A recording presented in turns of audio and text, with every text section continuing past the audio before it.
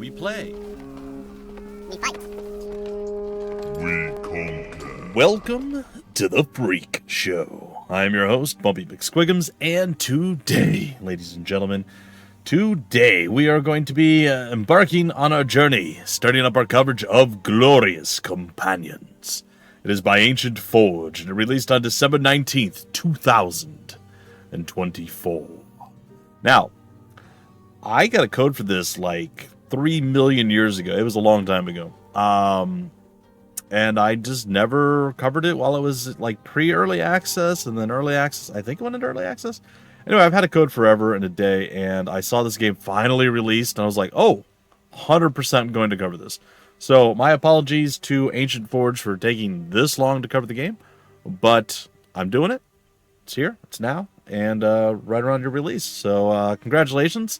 I'm not sure what took you guys so long. I'm not judging or anything. I'm just saying, like, I've been waiting for this to come out for a long time, and it just never did. And I hadn't really followed it much, and then I was like, it's out! Oh my god! So, very cool. Congratulations. Awesome job, guys and gals. At least I assume it's an awesome job. We're about to find out. We're going to play it for the very first time. It definitely looks like a game right up my alley. Tactical turn-based stuff, so you guys know I'm going to have a good time. So let's go have a good time. New game. Alright, looks like we have the Valrene and the Scaris.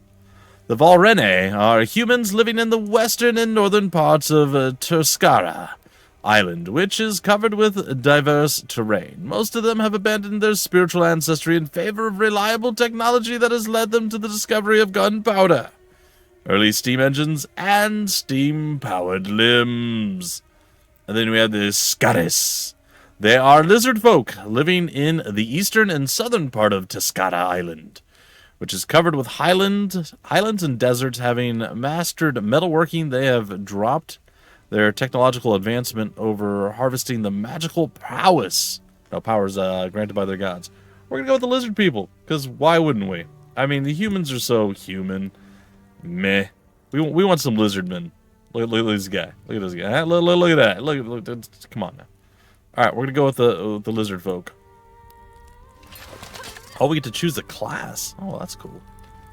So we have, it looks like 4 different classes. The Acolyte, the Scarling? Sure. The Warlord, and the Shamaness. So the Acolytes have devoted their lives to serving the goddess Lacharia. She has granted them with healing. That's odd turn of phrase. And protective spells. She has granted them... You don't need the word with. She has granted them healing and protective spells. That's what's throwing me off. Or she has blessed them with. That could work too. Just, again, I'm trying to be helpful. I'm not being persnickety or upset. But I would do one of those two things. She's blessed them with healing and protective spells, or she has granted them healing and protective spells. So, 2 different ways to word that. It tells us what this is. Strength used to calculate melee accuracy, weapon damage, and parry chance. Agility used to calculate ranged attack accuracy and dodge chance. Defense, shield block chance, physical damage reduction, and the speed at which a character passively regenerates health on the world map. Mind, calculate the special abilities hit chance and arcane damage reduction. Swiftness is AP cost for movement actions, action points. Used to determine how many actions one can do within a turn. Interesting that's a stat. Then you have your HP and your resource, which is for special abilities, I would assume. Youngblood. Cast an aura in 4 tiles range. Affected units will heal for 35% of damage received by allies units within the same turn, or with the same aura, excuse me. I can read sometimes, I promise. Heal for 35% of damage received by allied units with the same aura. So it casts an aura for everyone within 4 tiles that are allies. And every turn they heal for 35% damage that's received. So if they get hit for 10 damage, they're going to heal for 3.5. Passive effects replenish 5% plus 30% times percentage of alive allied units of max... I don't know what any of that means. Max vengeance at the beginning of a turn. I don't know what that means. Company attributes, surgery, and first aid. And then we have skills and stuff. And oh, we get to choose traits. Interesting. All right, let's continue along here. The Scarling, which looks roguelike in many ways. Scarlings are those amongst the Scaris, sent to harass their enemies. They are quick, versatile, and difficult to hit. Okay. Ghost Walk. Freely move through units, bypassing control zone mechanics. Cool. The Warlord. Okay, yes, that's 100% what we're going with. He's got a two-handed axe. I already am in love. You guys know this. For warlords, fighting is not a skill, but a way of life. They dominate any front line with their superior strength. And the captain's call. Okay, and what is the captain's call? Cast an aura in 3 tiles range. Affected units have AP cost for melee attacks reduced by 75%. Cool. And a passive effect, if he parries an attack, the attacker is damaged with 30% plus 36% times percentage of alive allied units of the damage that will be dealt to the defender. I immediately like him. He's got tactics and spoil. Cool. Let's go check out the Shamaness. The Shamanesses serve Gorus, the god of sacrifice and deception. He grants them spells that allow them to weaken their enemies and take control over them. Now, if I was into lizard women, I'd think she's hot, but I'm not really into lizard women, so, you know, there's that. On use, it's the hair, really. That's what kind of seals the deal, you know. Replenishes cooldowns on ability, or on ally abilities in 4 tiles range. Oh, okay, that's cool. Passive effects, basic attacks deal 5 plus 3 times percentage of alive allied units. All right, that's cool. I probably would play that, but you know we're going warlord, baby. Venturesome, agility, no. I think tough and defense probably up there. Cunning, and oath. Can we like lock one and no? Formidable and venturesome. Okay, maybe that one. So I'm either going with tough, which I don't think is that useful. Alright, I'm going to go with formidable and venturesome. I think that fits the best. Oh, we could show skills. Can we choose? Oh. Okay, never mind. That's too much information. My head will explode. We can't do that right now. Alright, we get to name our character. Our character will be...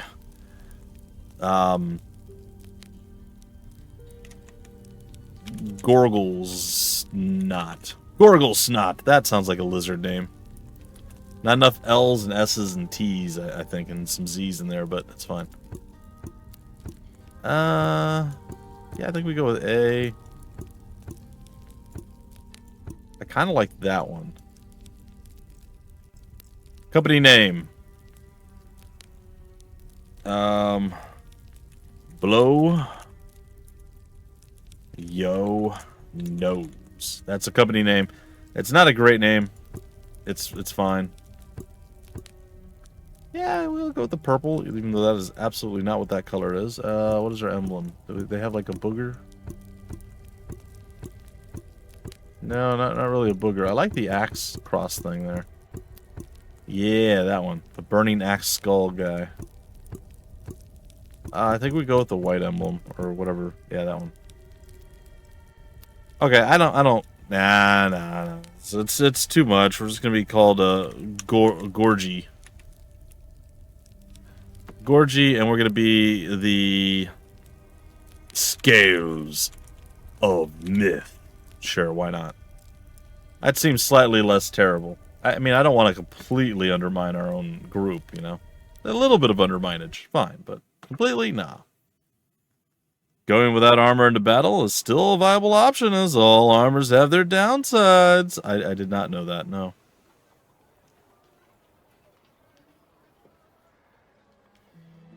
And the game only frees temporarily during loading. Don't panic. No one really cared about the past of this land. No one asked any questions when the land we've inhabited long ago turned out to be littered with enormous, monumental statues of unknown origin. No one, until the past spoke to us. With deep echoing voices, the statues we've called the Narlans started rumbling, like the sound of an avalanche coming to devour us all. Some even say they noticed their heads moving. But that is impossible, surely. Alas, even as a group of devoted scholars studied them for centuries, there were no answers as to what they are, what purpose they serve, and the most important question: are they a threat to us? This sparked unrest among the leaders of the Scares Arcanate. The highest mages, known as the Marked by their own decree, debated fiercely over how to secure our nation's preservation. Each proposed a different course of action, leaving our small nation paralyzed by indecision. And so it was, for they knew something we, the common bloodlets, did not. The stars had revealed to them that the Arcanate faced an existential threat, not from one source, but from two, each more perilous than the other. We turned to our gods, to whom we owed our magic, seeking guidance in these trying times. Day by day, we offered them sacrifices of crops, flesh, and even our own blood, each tribute greater than the last, until one day, the gods answered. Okay. Couple of things. Hopefully this isn't auto-advanced. It looks like it is, but no, it didn't. Alright. First, with not one threat, but two threat, each one more whatever than the last. You can't, or than the other. You can't, if you have two things, they can't both be more dangerous than the other one. That doesn't make any sense. One of them has to be more dangerous, the other one has to be less dangerous. Or they have to be the same amount of danger. Just by the nature of there being only two. So, small little thing there that's kind of like, what? But, sorry. I digress. It's fine. I get where they're going with it. I understand. It's fine. We turned to our gods, to whom we owe... Sorry. We turned to our gods, to whom we owed our magic, seeking guidance in these trying times. Day by day, we offered them sacrifices of crops, flesh, and even our own blood. Each, this was already read before, but each tribute greater than the last, until one day, the gods answered. You can't run forever, but the troubles of the whole country are pale in comparison to your current problems. Are paled in comparison? Pale? Again, I don't think you need the word are. But the troubles of the whole country pale in comparison to your current problems. Are pale doesn't make sense. Alright, sorry. Just doing some English cleanup here. I could be completely wrong. I don't think I am, but I could be completely wrong. Alright, you can't run forever. Troubles. Give up, finally. You've been running for an hour, but they don't seem to be giving up. After all, you stole a weapon from them. But stealing a stolen weapon to defend from them is not a crime, right? Okay. Yeah, no, sure. You are so dead, kid. There are 3 of them right behind you, and you are alone. You can't take them on your own, so your only chance of survival... The only chance of survival you have is to keep running. Alright, well. Left click on the ground to move your company. You can move the camera and stuff with the WASD, and rotate it with the middle mouse button. It'd be good. Alright, hold on. Whoa, we're moving quick. Alright, so, wait. Rotate with the middle mouse. Okay, I don't love that. Q and E are the better choices for that, but I go with it. I guess we're going this way? into the trees or something. Try to save your family in the salt mine. Oh, there's bandits still chasing me. Did I escape the muggers, or what? Oh, you'll find out soon enough that not all inhabitants of Teskara are peaceful or friendly. During your journeys, you'll encounter aggressive groups that will outright chase you down if they catch up. Just like those couple of wolves hungry for some human flesh. In this kind of situation, you either face them head on or try to run. The choice is yours. That's it, nowhere left to run. You are so dead right now. Hey, I was only joking. Do your worst, outlaw. Oh, I will, believe me. Your family really is something else. First, your papa is late with payments and lies about broken carts. And your sis spreads rumors about Shar in the temple. And now you try to rob us? My father didn't lie. There was an accident in the mine. The White Ska doesn't care about your excuses. You pay on time or he can't guarantee your safety. Now save yourself the trouble and drop our weapon or what? Behind the muggers appears a slender figure with a weapon in hand. It's your sister Zildara, who serves as an acolyte for goddess Lachara. What are you doing here? Get away. They're dangerous. No, it is time someone takes a stand against them. Your funeral pyre acolyte. Kill them both. All right, Gorgie. Let's get them. Gorgie and Zildara, or whatever your name is. Let's do this thing. You won't have a chance to loot items won from enemies that didn't die during the battle. Yeah, no, that makes sense. If you don't kill, you don't get no loot. You ain't get no loot. You can't play a flute or something. It's fine. I like how the crouching... Oh, well, hello. She was about to do instant transmission. You know.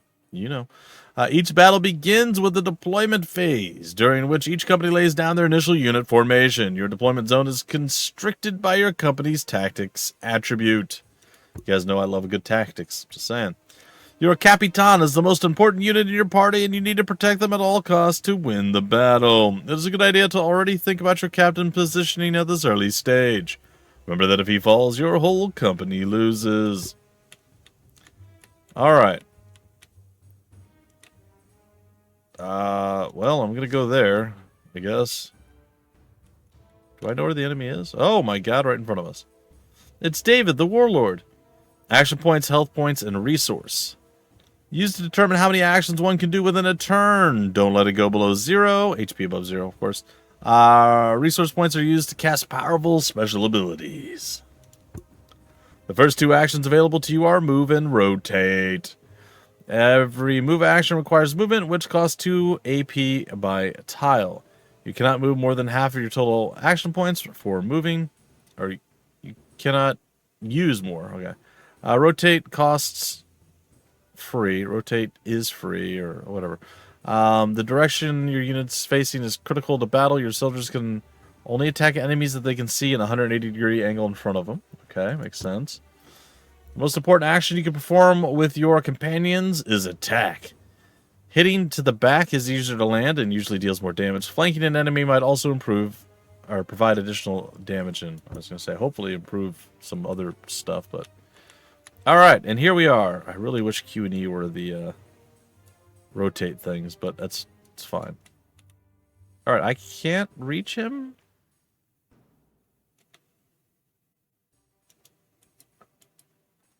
How does one move?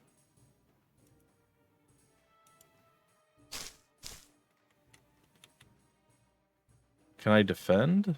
Is that a thing? No. Blood boil. That doesn't really help anybody right now. Okay. Alright, well, spacebar to end your... Wait, hold on. That's... Can I move her now, too? Oh, I can move her, too, right?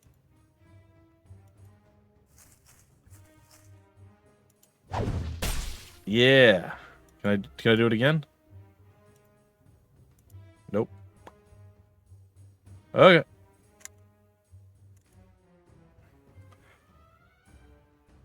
The enemy is planning their next turn. After you manage to hit an enemy target, your calculated damage gets reduced by your opponent's natural toughness based on defense attribute, followed by his armor protection. Depending on your weapon of choice, the enemy's armor, it might inflict armor penetration, which reduces the protection provided by the wearer's armor, Armor penetration is split between light armor penetration and heavy armor penetration. Got it. We didn't take a tremendous amount of damage there. I'm pretty happy about that. But, oh, he threw like acid at her or something. And then swung and missed. Fool. Oh, it's about to go down like a sweet muffin. Get got, son.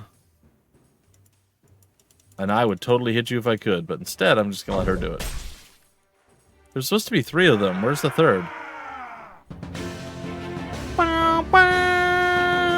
Ooh, we leveled up. Like it. Okay.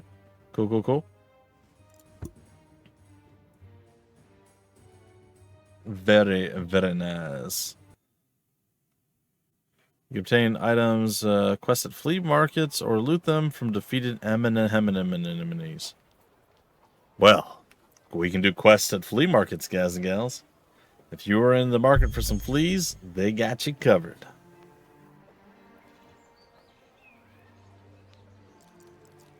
You hold your hand before dealing the final blow to one of the muggers. He laughs. What's so funny? It's, just like he predicted. Who? You better start making sense. Shah said you'd resist this time, which is why he is paying a visit to your parents. The mine! Good thing you brought an acolyte with you, kid. Your family will need a funeral very soon. He laughs again and turns still as life escapes his body. Quickly! Maybe we can get there in time. Do we know where the mine is? It's over there. How does one get over there, though?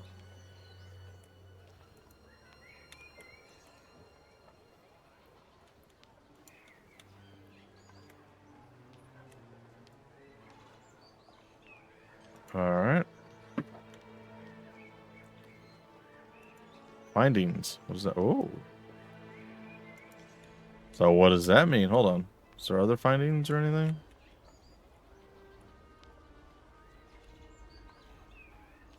There's a mushroom field. Points of interest. While exploring the world, you come across points of interest. Most of them require a chosen companion to pass a skill check. In case of success, they may bring various benefits, but failure can trigger a cascade of misfortunes. Choose wisely.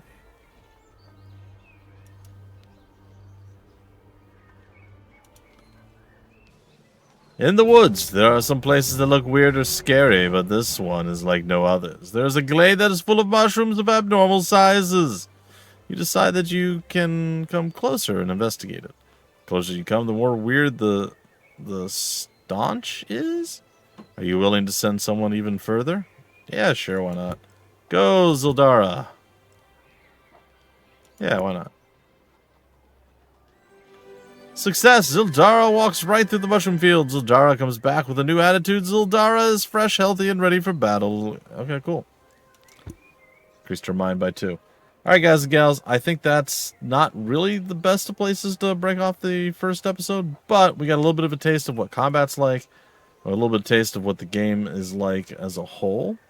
And, yeah, I think this is fine. Before we get into whatever's next, I think this is going to be the spot where I'm going to basically break it off. But in our next adventure, we go and we try to save our family in the salt mine nearby, in hopes that our lizardliness is enough to stop the bad guys. But we'll see.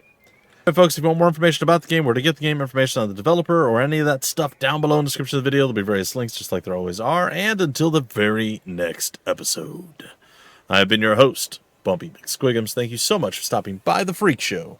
We play, we fight, we conquer.